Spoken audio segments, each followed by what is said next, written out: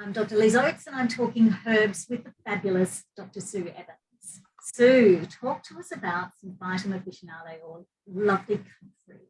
The lovely comfrey. Well, this is one that I would suggest that, if you're a new herbalist and you want to grow something, this is one of the most difficult to kill.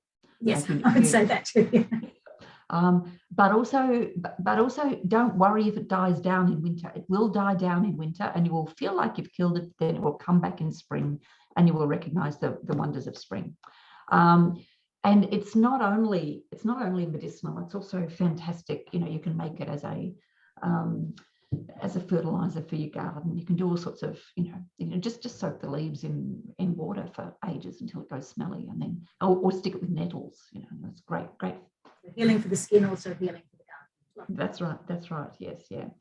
So this is a plant that's had quite a lot of controversy, and certainly I remember when I trained in herbal medicine in the UK in the 70s and came back to Australia in the early 80s, and I can remember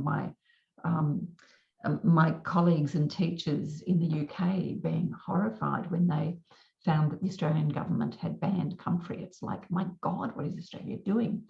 Now, of course, this is because the plant contains pyrrolizidine alkaloids, and so this is why it's not available for use internally, but it is available for use externally. It is the most amazing healing plant, and so of course, when I was a student, it was quite legal to use, and we would always use it in digestive, any kind of lesion, internal or external. It now can't be used internally. It's used externally. Yeah, I've only ever used it externally because it was scheduled before I started using it. Yes, yeah. And the thing about it is it just seems to increase the speed at which healing occurs, and it absorbs so well through the skin. It's a pity that it can't be used, even for very short term, in Australia. I mean, in some countries it can still be used internally, but the concern about the pyrrolizidine alkaloids is quite well established, and so there is a concern about the amounts. Now, I think that there are some practitioners who would question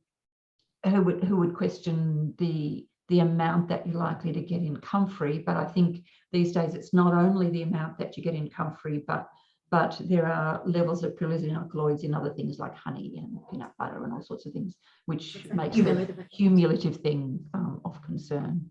But yes, I would encourage anybody who's at all concerned about their growing ability to start off with some comfrey, but also a warning. Maybe you want to do it in a pot. I mean, it does spread. It will take over. Yeah. It absolutely will take over. Yeah. Thank you so much, Sue, and I look forward to talking to you.